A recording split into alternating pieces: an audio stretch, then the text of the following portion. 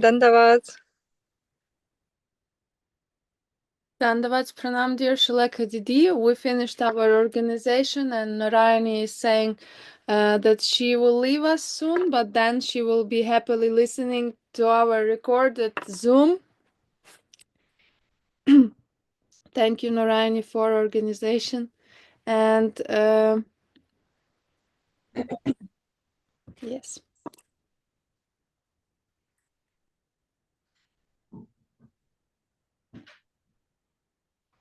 We know you just finished morning program. I was listening to you on the morning program, and now happy to see you with us. Very happy. Oh, I should turn this light off. I think makes it very dark. Okay, Jai. Wow, that's happy to know. That's nice because I don't see so many people. I see few people, but I don't know who's there all the time. So, but it's so beautiful to be reading Sri Navadvip Mahatmya. It's just it's some kind of miracle. You really feel that you're back in Navadvip whenever you read that book. It's very astonishing for me. Well.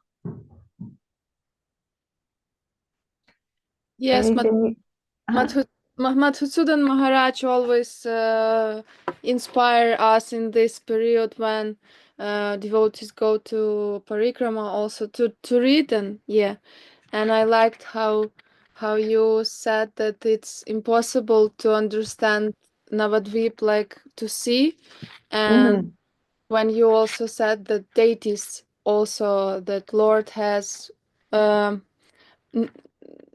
impossible number of forms, but he have like this form as a deity just for us to conceive because of our senses. And yes, and he is really there. It's not that the deity is only representing the Lord, but the Lord is actually present fully in the deity as the deity, and everything about him is fully divine and infinite.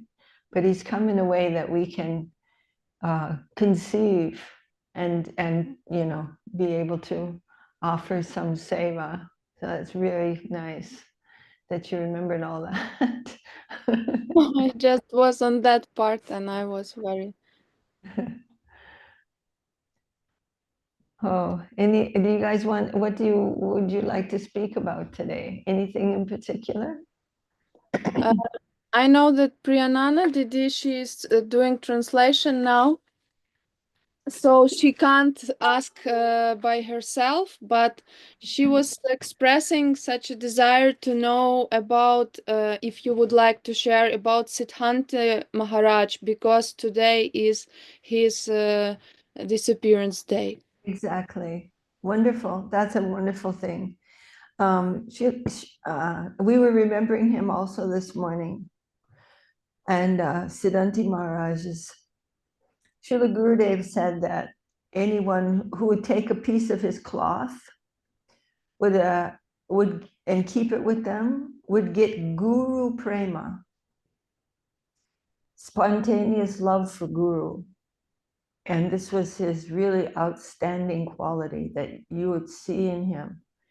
Extremely devoted to Srila Prabhupada. He was one of the first devotees that went to India with Srila Prabhupada. And back then India was really, really simple. None of the kind of luxuries that we find there now, like running water and electricity, all that. Nothing like that. But Srila Prabhupada was very, really recognized Sripad Siddhanti Maharaj as being a very pure-hearted Vaishnava. And you could see it all the time. He was super simple in his dealings. He couldn't stand anyone making a fuss about him, like offering obeisances. Oh, no. You get really grumpy and say, no, don't do that. That's not, stop that. He didn't like to do that. And but he would do any seva. he didn't even think about whether it was comfortable or convenient. Never, didn't. It wasn't part of his thinking process. He was and we told this morning also, maybe you were there for the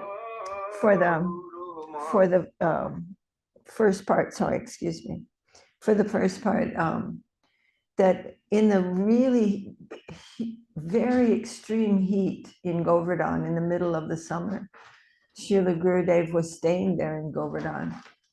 And Siddhanti Maharaj in the afternoon when everybody's resting and when Gurudev was resting, but he would get buckets of water, one after another, after another, after another, after another, and pour them on the roof above where Gurudev was resting. And up on the roof, it was impossibly hot. No one could go up there in the middle of the day. But he would just go and carry heavy buckets of water.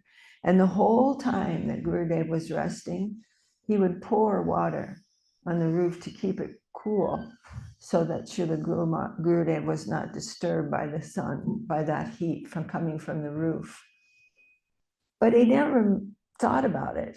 Like he didn't think, oh, I should do this, or this would be a good thing. It's just from his heart, he just did it. Many things like that. He would patrol the whole of Navadvip, the whole Mat. He would just go around at night and make sure everything was good, nothing was going wrong.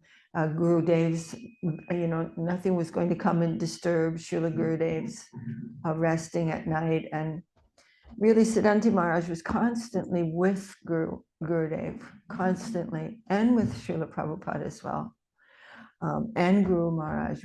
In many of the talks of Gurumaharaj, Siddhanti Maharaj is asking some very nice questions, and Gurumaharaj answering them. And he was just an astonishing devotee, really, to be around. And we were mentioning today that how much he was, and I remembered when I was talking about him, I'd forgotten, but he was very fond of Brahma Samhita and always wanted to hear Brahma Samhita, Brahma Samhita. So when we were chanting Brahma Samhita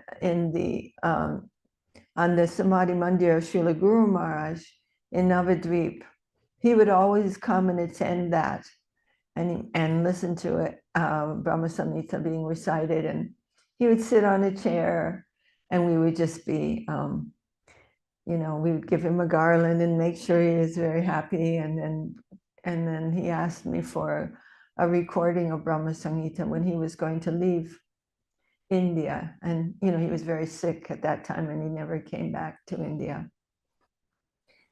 Actually, and even in his last days when he was very, very sick, really, you couldn't imagine how sick he was, but he would get out of his bed in the morning and bathe and come down to the temple room in Sokhel Ashram. And first he was standing, and then after that he couldn't stand, so he would sit through the arti. It didn't feel to me like it was any kind of regulation. It was just what he felt. He had to go, he wanted to go. His heart was so attracted to going, and he would always attend that arti. And sometimes he was very grumpy, but I really liked that quality about him. When sweet people are grumpy, I think that's a very sweet combination. Anyway, those are a few things about Siddhanti Maharaj, but he was overwhelmingly, actually extremely affectionate and a really wonderful example of a spontaneous Vaishnava. So we're really super happy to be remembering him today. And thank you for giving me an opportunity to say a couple of things about him. He was super humble. He didn't have it's not, when you met Siddhanti Maharaj, it wasn't like you felt like he was trying to be humble. It was just his nature. He really didn't think he never thought a single thing about himself, never, not at all. He just didn't. He was just thinking about Gurudev all the time. Really, truly, this is a wonderful personality. Jai Srila Bhakti Premik Siddhanti Maharaj ki Jai. Jai, thank you. And yes, maybe somebody else want to ask something. You can type in the chat box or raise your hand, open your microphone, and please. Yeah, anything at all. If anybody has any question, it's helpful for me. Otherwise, we can just talk about something. You can tell me, Nadia, what am I looking at here in this picture? This is the Kiev temple. Oh, really? Shyama Priya is showing you. Yes. Oh, how beautiful. The picture is really small, so I'm not. Oh, is it Mahaprabhu there? Yes. And Giriraj, maybe? Yes. Ah, like here, Mahaprabhu and Giriraj, how wonderful. Jai, oh, beautiful, really perfect. Oh, I'm so happy to see that. Oh, Jai, how beautiful, my gosh. Jai, Srila Gurudev ki Jai. Oh, Srila Gurumaharaj ki Jai. Oh my goodness. Oh, beautiful, oh my gosh. Wow. Haribol. Jai, Srila Gurudev, Srila Gurumaharaj, Srila Prabhupada ki Jai. This is a very beautiful room. Oh, thank you. I was so happy to see you also. This is very beautiful. Thank you so much for showing me. Oh, I can't read it actually, but did you go to Thailand last year, Shamapriya? I didn't. I missed last year, but maybe I'll see you this year. I'm planning to go this year for sure. I was planning to go last year, but I just couldn't manage it.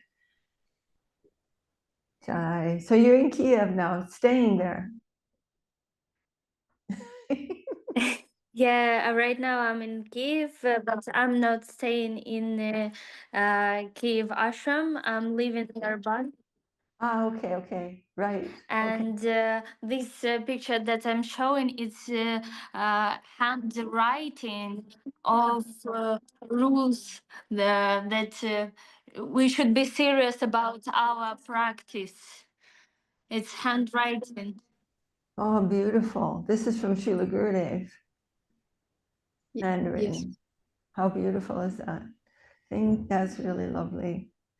Let me see who else is here. Jai. It's really hard for me to read the very small. Krishna Chaitanya Das, Dandavat, and this is Nityananda Das. Oh, I'm sorry. I wish I could read the names, but I can't actually make it out in this little machine I have here. Oh, you could tell me, Asha. Yeah.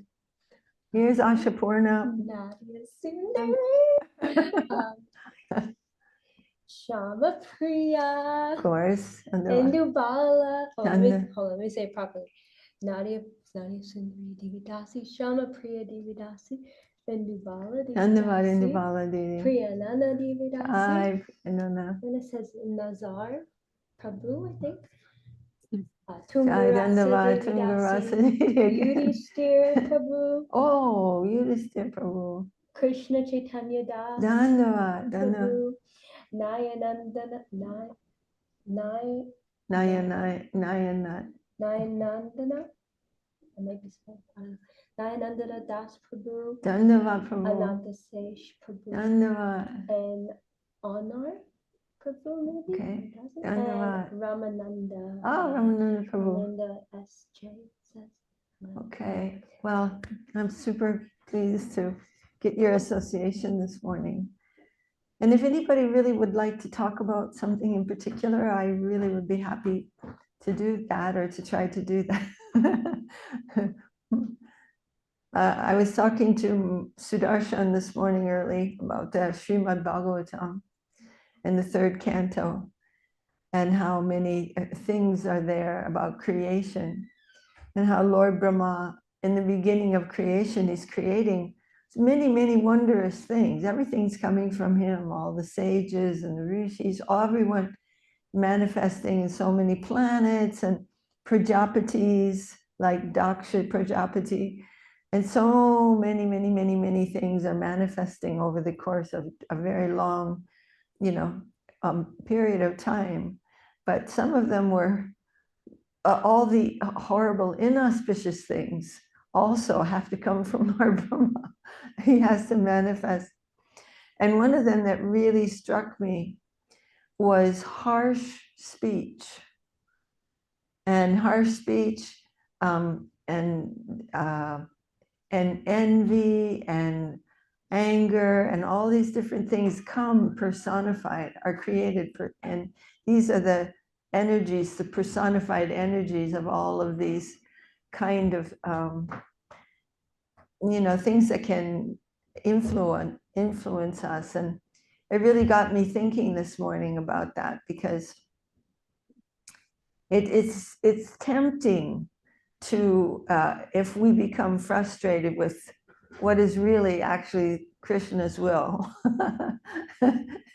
and we can begin to say harsh things. But if we can remember that this personified, this is not a very good or auspicious thing. So trying to be gentle in speech is a very nice thing. And so many times when something is happening to us that we don't like, really it can be very distracting. And we really have to center ourselves on the fact that nothing happens unless Krishna wants it to. It's a very, very beautiful, deep, and profound practice to simply remember that, to take a minute and remember, this is only happening by your will, my Lord, and your will is very good. It's very good for everyone. It's very good for me. So I bow down to that will. And suddenly so many things can change in our vision simply by doing that. That this thing which I felt was inimical to me is very innocent. And my objection is caused by something wrong in me. Many times this is going to happen. If we can follow this practice, it is profound and it will give us much, much understanding.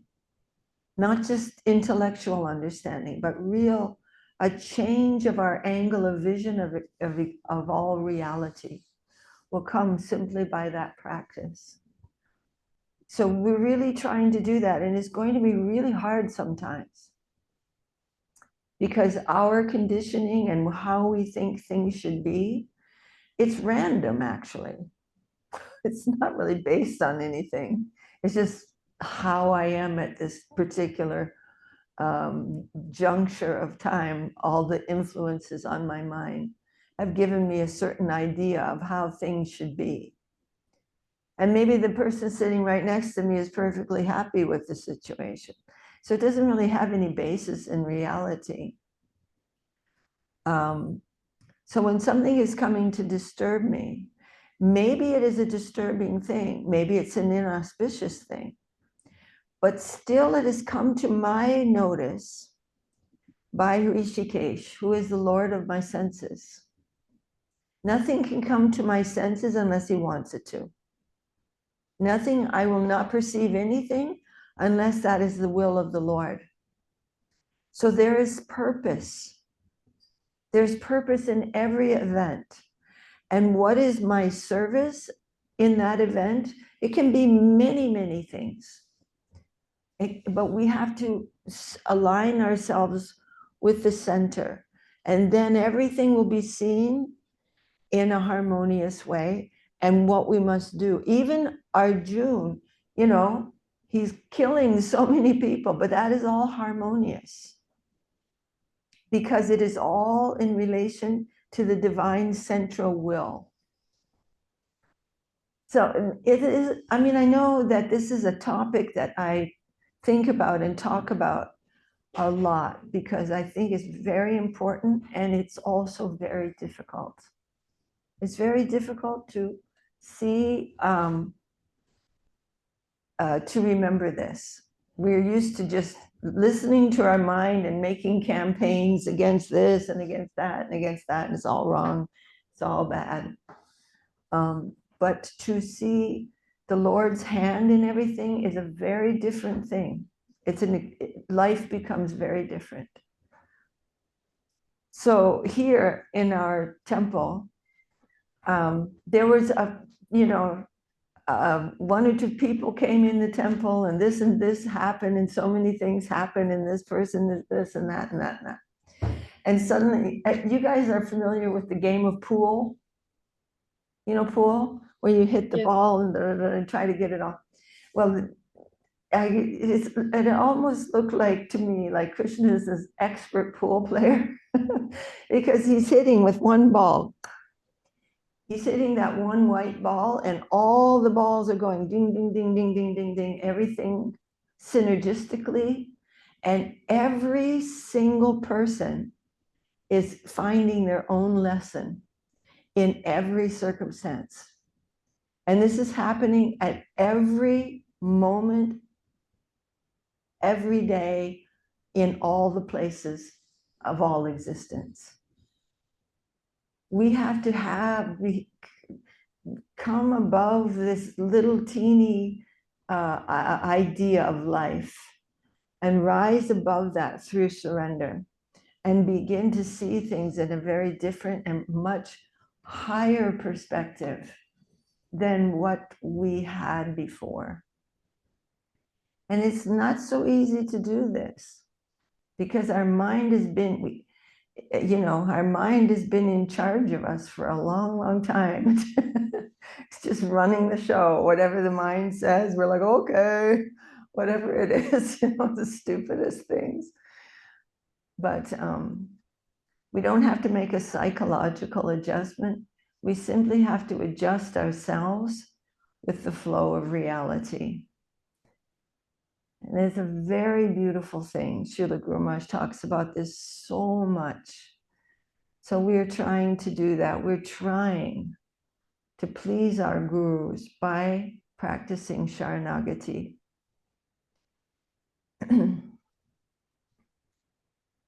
Hare Krishna. So the Gyanis are trying to leave the world. The Gyanis are, oops, I don't know. Oh, here it is. I don't know. Can you guys hear? Is it easy to hear? Yes. So the Gyanis are trying to get out. I got to get out of here. This place is bad. It's bad. I tried to enjoy myself. I came back with a big slap. And now I see this is all bad. It's all illusion. And I have to get out of here. And this is illusion, and that is nyeti, nyeti, nyeti. This is bad. That's not absolute. That's relative. That has a relative cause. And for thousands of millions of years, they're trying to clear off all the gross and subtle misconceptions through the intellect. But then they just come out. Those who can do it, which is very few, they simply come out of the mundane entanglement, but then they're nowhere because they do not have any humility. They simply think, I am good and I'm out of here, and this is all bad. But that's another kind of illusion, actually. The real fact is that there's nothing bad but me. I have turned Bahir Mukh. I've turned my face away from Krishna. And now, through reality, which is beautiful, actually, more beautiful than I am, more beautiful, reality is made, the smallest part of reality is made of a higher thing than I am made out of. And it's all around us. But we simply have to change our relationship with that to one of participation and trying to be a small little contributing unit in a beautiful environment, and to begin to open our inner eye to see that environment. That is really the practice called bhakti-yoga. And it is the essence of it. Otherwise, we will think that bhakti-yoga means this and this and this, doing this at a certain time and doing that in a certain time. That is all helpful. That can be helpful, but bhakti-yoga means sharanagati. And sharanagati is right now. If we think, I'm going to go to the spiritual world and then I'm going to surrender. It's like, well, the spiritual world is all around us, Gurumaharaj said. And Srila Prabhupada used to say these things, but we had no idea.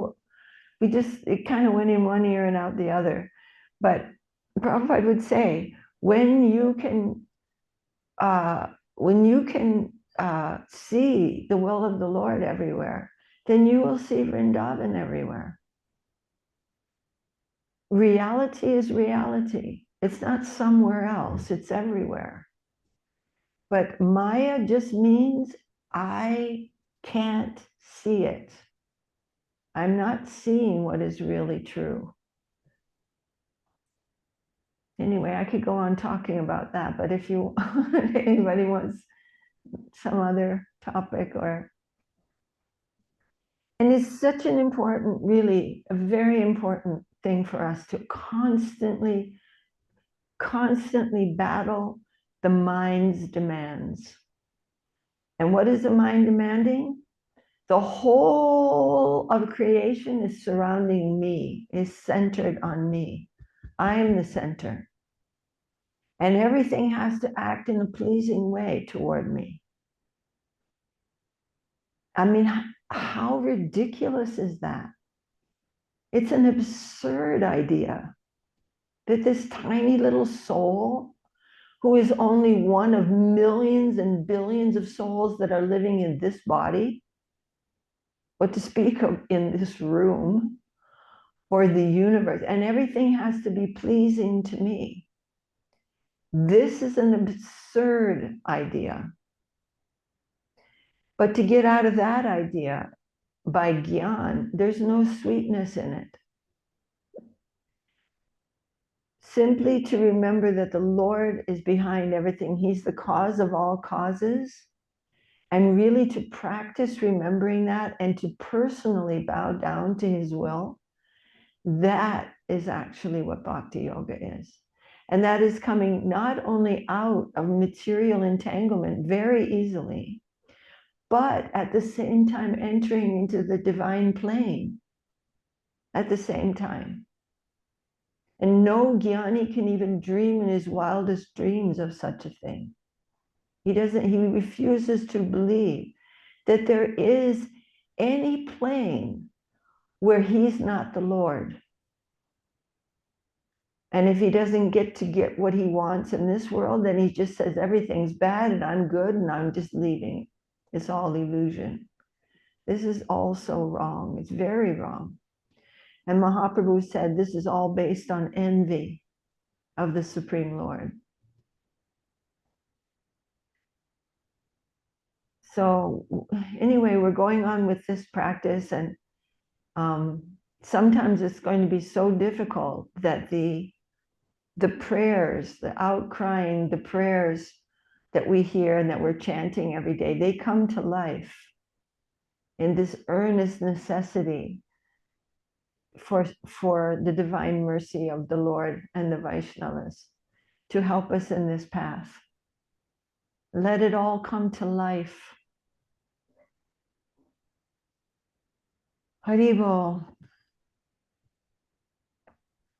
Any comments that anybody would like to contribute to anything? Shyama Priya, yeah, she raised the It's me again. And I need your help to see the will of Lord while I'm doing actions, not when something happened to me. Because right now I think I'm deal with the circumstances better, but when I have to do something, do some actions, I become like stopped by thoughts. Is it Lord push me to do this, or maybe Maya like pulling me to some wrong direction? Or I have a lot of like huge variety of things to do, and I just can't focus on one thing, and I'm start thinking what is better, what Lord wants from me. And I once was thinking that Arjuna was very he had very good situation when Lord himself told, just do this, and he already knew that is the best variant for him. But I don't know what is my best variant, and I know that Lord trying to show me something, but I don't know how to figure out what exactly should I do from all of this variety. Yes, it's a really good question. And I think it's a question that comes in the heart of everyone who's trying to practice Sharanagati. Because so one time there's a very nice, actually it's on YouTube. This isn't exactly what you're talking about, but it will help. Yeah, one devotee is asking, is this Krishna's will or is it my mistake? So Guru is saying, maybe I'm making a mistake, and at the same time, we know Krishna is the cause of all causes. How can we understand this? And Gurumaharaj said, we will always make mistakes, but you just go on. You go on offering, no matter what it is we're doing. Like sometimes maybe you're going for a walk, and you're thinking, I should go for a walk. Maybe I don't want to go for a walk, but I have to maintain my health, and I have to go do something like that. I can't offer that to Krishna, but that's not true. You say, my Lord, this is my offering. I'm thinking this is good. Maybe it is good, maybe it is not good. But if it is not good, you please correct me. And of course, even if I'm offering it, my offering is not perfect, but you please correct that also. And this way we're going on, Didi. We can't actually imagine what will be the result of anything. We really can't. What will be the outcome of our spiritual progress? It's not possible for us to imagine it because we haven't ever had that experience before. And Guru Maharaj said that at any given moment, so many karmas of so many living beings, all of them, all living beings and all their karma is all coming together at a certain point at any time. He said, we can't do anything about that. He said, don't waste your time trying to change anything like that. Just do your own duty as you can conceive of it and offer that to the Lord.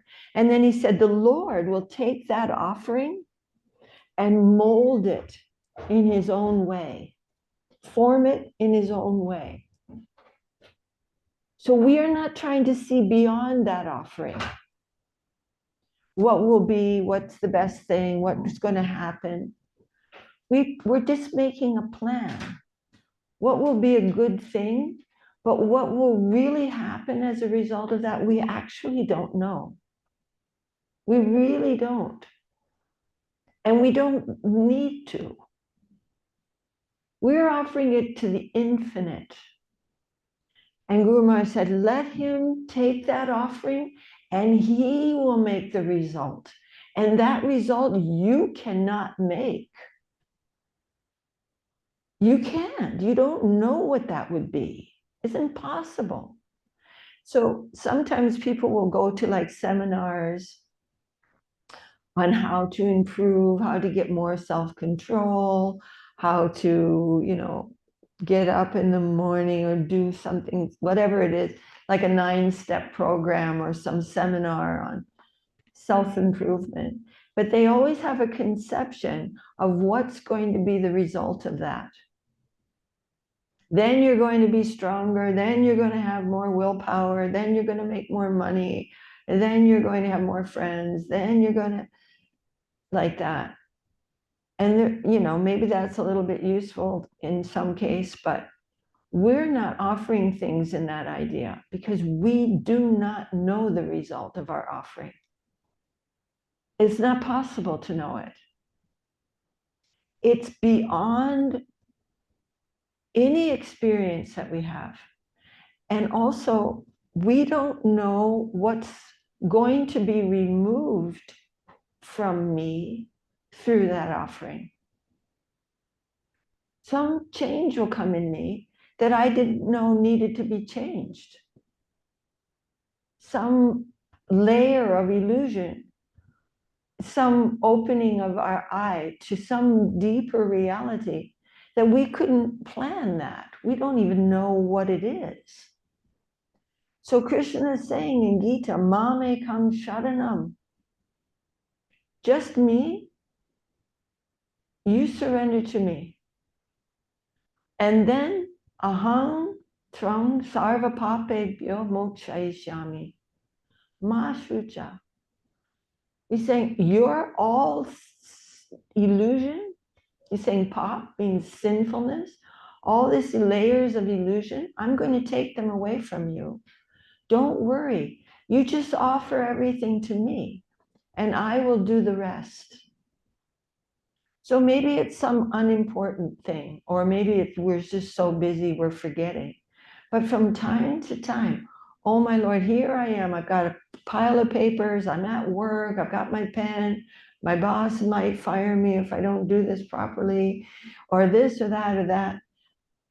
Here I am. I'm yours. All of this is yours. And I'm simply offering what I'm doing.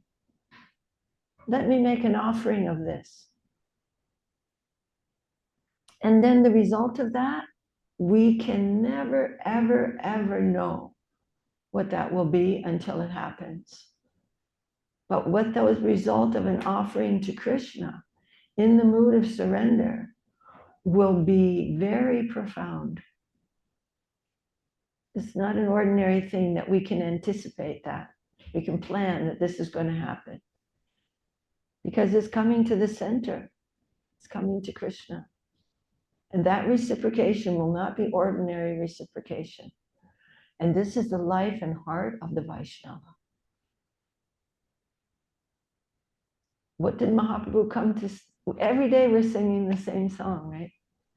Antyantya durlabha prema karibare dana shikaye sharanagati bhakatera prana. What did Mahaprabhu come to give? That jewel? What did he do? He taught surrender. That's the life of the devotee. That is the life of our practice. There's a connection between surrender and practice. And that connection is very powerful. It should never be left out. Even in our darkest moments when we think, I am too useless to be alive. There is nothing good about me. I'm weak, I'm this, I'm that, I can't do this, I'm just that. Then I must, and when we hear in Prabhupada Jivanamrita, I'm not religious, I don't like to do the right thing, so on and so on. As I am, I must surrender to you. Because you are the ocean of mercy and very affectionate.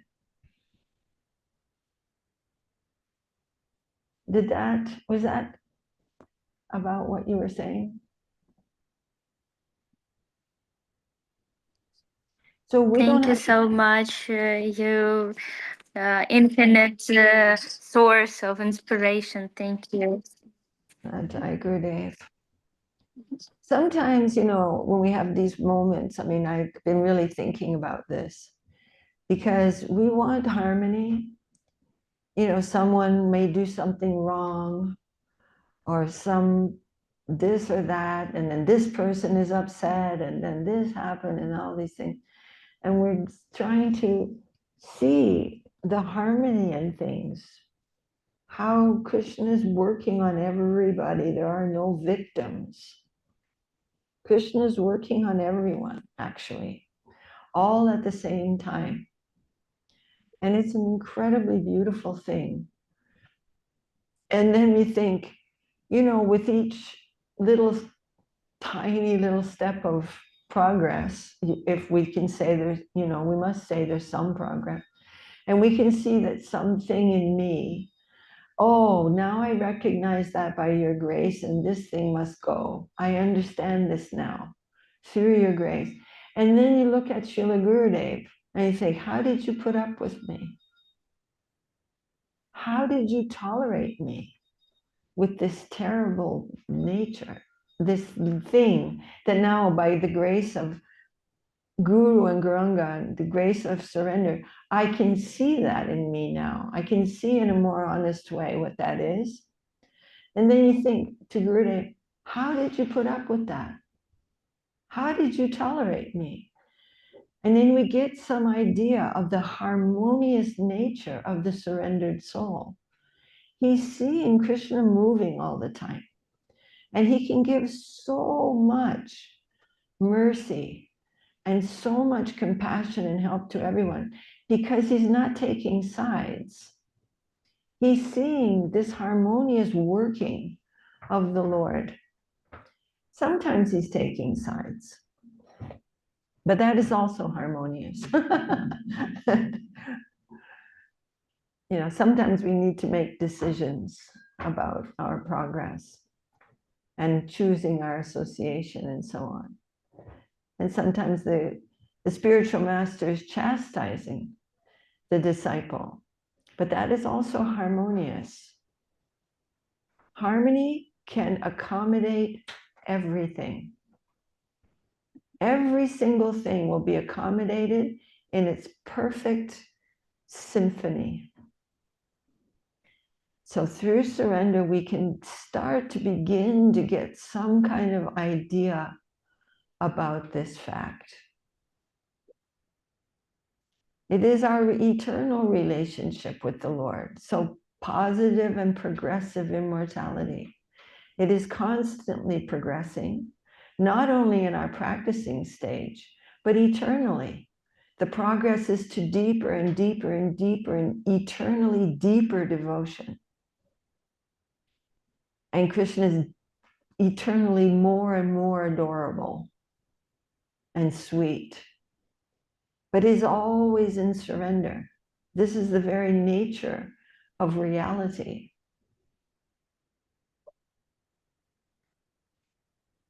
Eternal progress and immortality. So that is why Srila Gurumaharaj, we've been reading this in the morning. Positive and progressive immortality, Prapanna Jivanamritam. It is the whole treatise on surrender.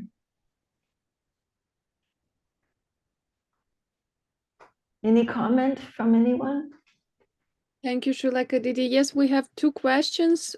First one is from Tungarasa Didi.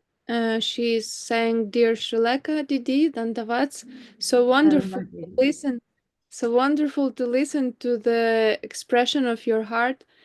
Please say something about what it means to be non-envious and how we can become non-envious."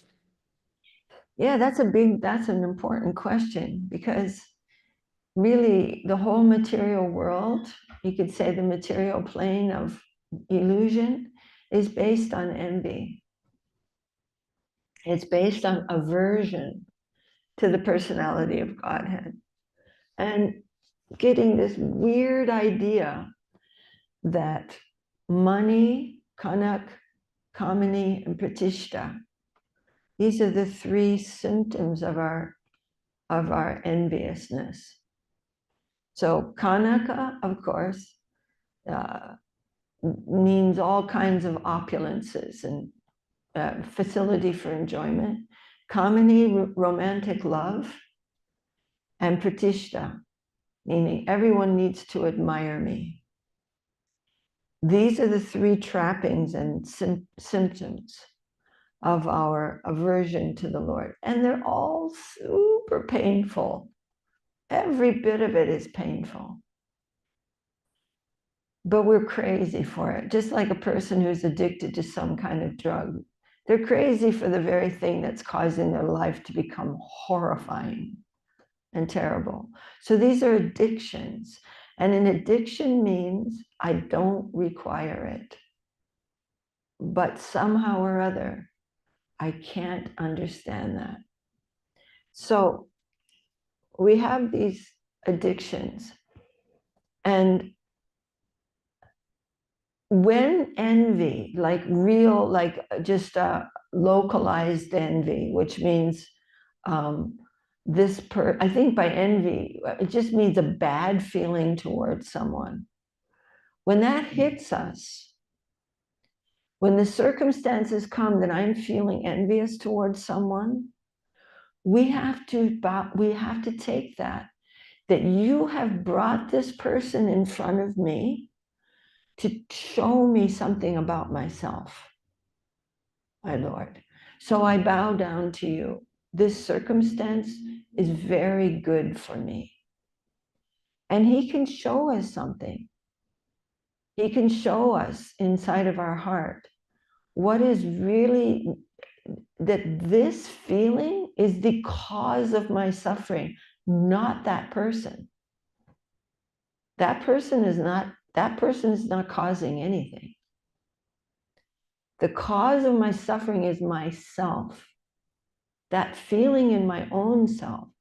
And as we practice that more and more, we will give that up. It will be natural for us. Once we understand that it's my own problem, it's not caused by the outside world. In fact, there isn't, in one sense, any outside world. The world is in the mind. But when we recognize that different kinds of circumstances are coming, disturbing me, but they are only disturbing me like a doctor is disturbing a patient by poking them and finding out where the cause of the trouble is. The doctor's not causing the trouble. He's only revealing it. He's revealing the cause. So if we can see that the whole environment is actually friendly, like guru, like a physician, like a well-wishing guardian, coming to show me what is in me that is causing my own pain, then we will be, that is a huge step towards spiritual life, towards reality, because this is actually true. It's not just like, okay, I'm going to start thinking this way. It's not like that. This is actually the fact. The fact is that the material world is in my own eye. It's not somewhere else. Illusion is subjective. It's not something outside of me that is illusion. Illusion must exist in consciousness. So envy is like that also. When those feelings of envy come up, we have to know for certain that this person of whom I'm envious, that person has come into my perception by the Lord of perception, Rishikesh. Otherwise, not possible. There's no independence there. Nothing is independent of Krishna. So I'm remembering, yes, my Lord, you want this person to come in front of me to show me my own problem, and I bow down to you. Maybe it will take a few times or many times, but we keep trying to remember the truth that he is in charge of this and he is the goal of this. Everything's goal is Krishna. He is for himself and by himself. That means for himself means all existence is for him. How can I know that without surrender? Anything that happens is for him. So why do I have a problem with it? That is also being shown to me by him. The whole environment is for him. It doesn't have any independence. That seeing that there's something that exists outside of him and for another purpose is called Maya. It's not true. It's just not truth. So envy is a very big problem for everyone in the mundane plane. But we will practice Sharanagati. And through Sharanagati, all these things will be burned away from us through the ordeal, the fire of ordeal, meaning the fire of meeting my own self in the environment. And seeing how these things have come in a very, very, very friendly way. Practice. We have to practice. We have to discuss these things regularly, Gurumaharaj said, and practice. Practice this truth. Practice truth. And then all these non-truths, once they're recognized, we're just like, oh, horrible. Oh, get it away from me. It's terrible. How did I live with this for so long? And this may take time. We don't care. We're just going to keep at it. Guru Maharaj said, do your duty. Don't worry about the result. He's got that. He knows the best thing. He wants what's best for you more than you want it. And he knows what's best for you more than you know it. Just bow down to every circumstance and see the sweetness of reality, which is all around us. Everything is sweet, only I'm not sweet. And I cannot taste that.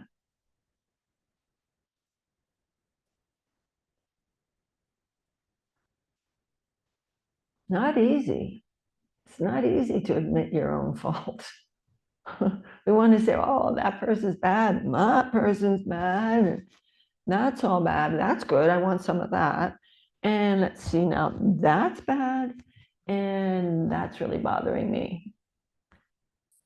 And it causes all kinds of havoc, all kinds of unhappiness. Just that attitude. Raga dvesh. I like this. I don't like that. That's bad. And that's good. But we must rise above that. We have to rise above that.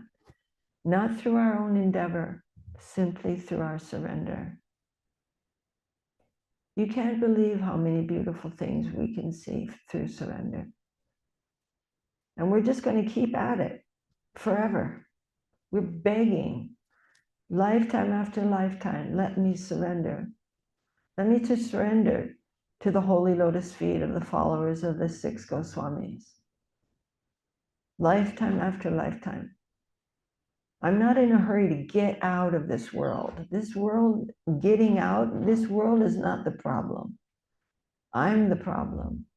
And I will keep working on making myself a wholesome contributor, a tiny little happy contributor to reality, surrounded by my guardians. And this is our aspiration.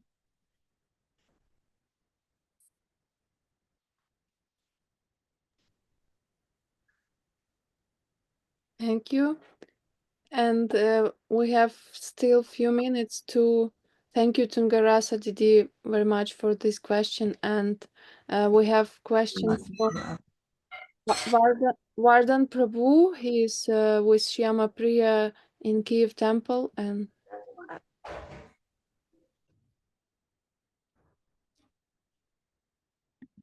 yes, let's. Yeah, Ananda Vardhan Brahmachari asking the question connected to our daily practice through this routine and same bhajans every day. It's very hard to keep our inspiration and not to consider everything as a mundane things. How to find inspiration, keep going from day to day to continue do same but feel more energy every day. Mm-hmm. Very important question for everyone. So we were discussing that a little bit this morning, that Pujala Ragapata Gaurava Bange Harijana Kirtana Range. So we're doing these practicing things, and we are worshiping the Ragamarg. We're worshiping those whose hearts are spontaneously, naturally overflowing with divine feeling and relationship with Krishna. So we don't want to become there's Srila Gurumaharaj has written about these things and spoken about these things, and he's saying that what is considered favorable for devotional life, which means the morning songs, the different temple services, the association with the devotees, and all those things, those are not the essence of what we're doing. The essence of what we're doing is much deeper. And that has to come to life. It has to come to life. Otherwise, everything will become boring. And the morning song, blah, blah, blah, blah, blah, blah, and you're thinking about your laundry, and oh my God, that guy said this to me, or I just don't know. And the mind is just blabbing away. But when we come face to face on the battlefield, when we are entering the battlefield of our ego, then all these things come to life. This is why Guru Maharaj is constantly talking about this, constantly talking about what is the essence of devotional practice. We have to come face to face with our ego in a mood of direct connection through surrender. I'm repeating the same answer, but it is really the answer. It brings our practicing life to life. Otherwise, it's just something I'm doing with my body. My body doesn't have to become a devotee. But all those practices will come to life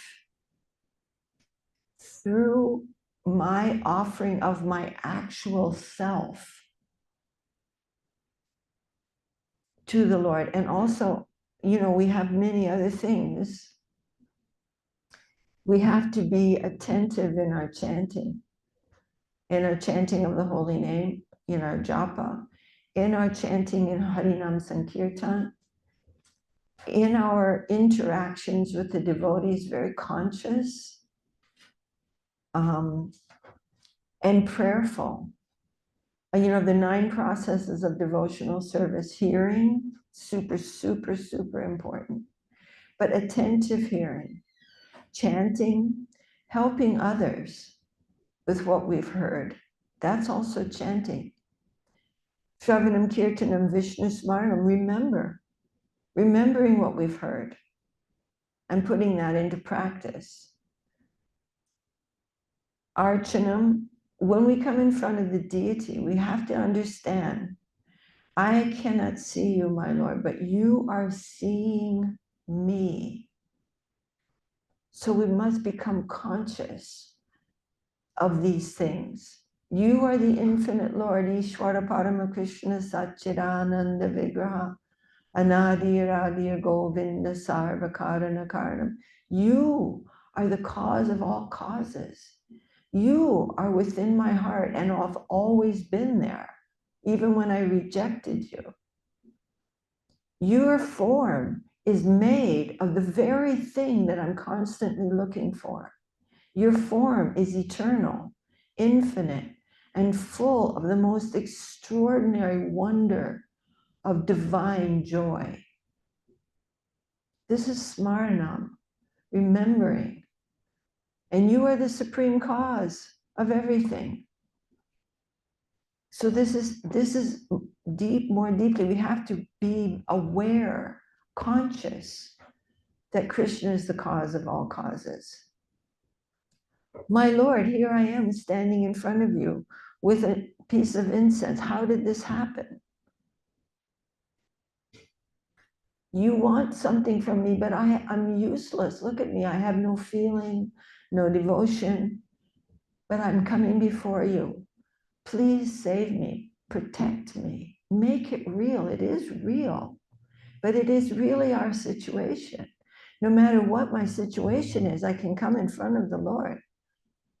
My Lord, look at me. I have no devotion for you.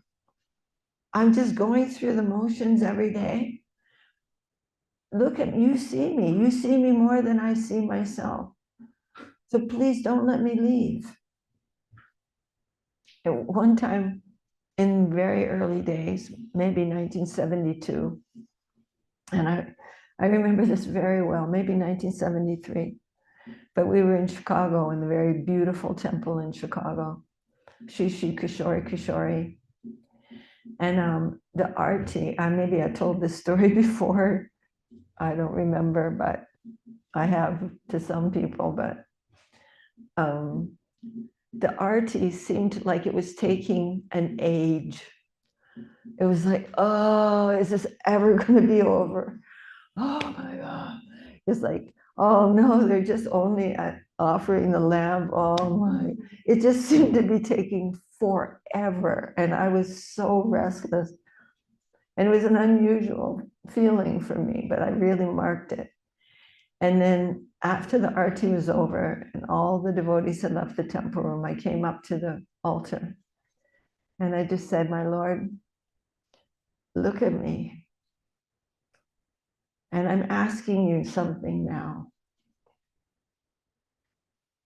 If I've ever done anything to please you, ever, I want to ask you, please never leave, never let me leave the devotees. I'm asking this with all my heart, never let me leave. If I've ever done anything that was pleasing to you, this is what I'm asking from you. So go through it. But always go through it in Krishna consciousness. It's really personal. We're not just a part of a big theory. Each one of us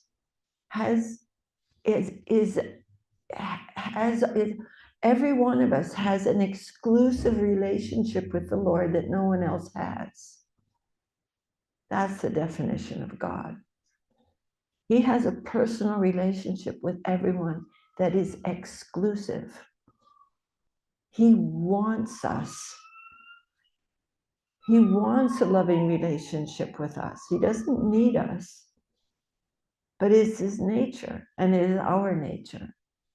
So come before him personally and pour out your heart. What does Bhaktivinoda Thakur says in Amana Durmati? Thus, this Bhaktivinoda comes and tells the story of his life. This is what happened. I was in this situation. My parents were these parents. I had this kind of friend. Then some great personality came and tapped me on the shoulder and said, I have good news for you. The Supreme Personality of Godhead has come in Nadia as his own devotee. And he's taking many miserable souls like you across this ocean of material existence. And he came along with Nityananda Prabhu, the Avadut. And he's overwhelmed everyone, not with relief from material existence, but with divine ecstasy. Come on, come home with us. Join with us. And here I am. I'm standing before you, useless. Feel like a useless person. But I'm yours. Make it personal. It is personal. We don't just want to flap our bodies around doing particular things. We have to involve our heart. It is a heart transaction, Krishna consciousness, and very personal. We have to bring it to life and discuss these things with other friends. Get excited. Read the stories in the Chaitanya Charitamrita and tell somebody about it. Don't just do some formal thing. We'll read this and then we're going to do this and chant this. It's like, wow, I read this and this is so amazing. And what do you think? And then I heard this and oh my God, and get excited. This is exciting. The same old stuff we talk about day after day after year after year after life. That is boring. But this is exciting. New things all the time. Like this morning, around 6 o'clock in the morning, I was talking to Sudarshan. Most of you know Sudarshan, I think. And he was telling me, as I said, about the Śrīmad-Bhāgavatam, what he was reading. And we just had to finally hang up, but because it was getting late. But I mean, it's super exciting. All these different sons and daughters of Brahma, and they're all like brothers and sisters marrying each other, and then all these inauspicious offspring. And it's like, come on, this is exciting. Talk about it with each other. Like, it's amazing. It's every day is amazing. Yeah, don't make it a routine. You can do routine things, but make it alive. Bring it out. You know, you're singing this song, and what does that mean? You know, what does that mean when, you know, he's saying, E manadur labamana vadeho, paya ki koro bhavana keho, ebena bajile bajashara sutta, you know, charame podi relate. No, think about, what does that mean? It means you have this human birth. You have any idea how rare that is? It's so rare. And what are you doing? Ki korbo. Paya ki koro baba nake. What are you doing? If you don't worship the darling of Yashoda, what is going to happen to you? What is the final wonderful conclusion of your life? Sorrow. That's what's waiting. Talk about this. Talk about these verses. Make it alive and really let that play in your heart. As that song to Srila Saraswati Thakur, whose appearance day is coming up very soon. It's like, let these teachings dance in your heart.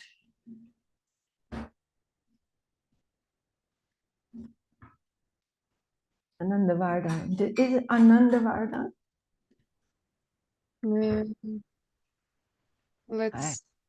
Let's wait until Shyama Priya will answer.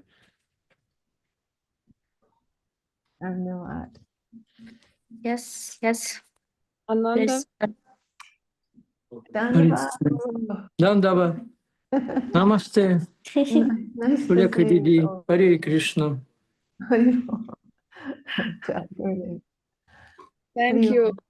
Спасибо, Vardhan Prabhu, за ваш вопрос. Thank you, Shrilekha DD. We were, as always, happy to hear from you and hope it will happen again and again. And Me too. I advise all devotees to watch your morning programs, podcasts on Facebook. They can listen to recorded version because Jai Gurudev. amazing. And hope everything is well there in Sweet Lake City. Jai. Snowing. Oh, Snowing out. It's so beautiful to see Tulsi Devi with the snow falling behind out the window. Haribol. Jai, thank you so much for inviting me to your beautiful Sangha. I'm really feel so much gratitude and affection. thank you, Shrilekha Didi. Dandavats pranam and dandavats. Dandavat kripa sindhu V'evacha patitanam pavanebhyo Vaishnavebhyo namo namaha. Thank you all devotees for joining us, for asking questions. Thank you, Priyanana Didi, for translation. Jai QnA. I hope to see you all soon. My love and Dandavat, and Jai, our beautiful Srila Gurudev, Srila Gurumaharaj, Srila Prabhupada, and all of their most beloved servitors, and our Sri Chaitanya Saraswati Mat, Guru Varga, Shrimati Tulsi Devi, Sri Chaitanya Saraswati Mat, and all of the mats in the world. Ki Jai. Jai. Dandavat, Dandavat. Shrimati Shrilekha Dasi. Dandavat. Dandavats.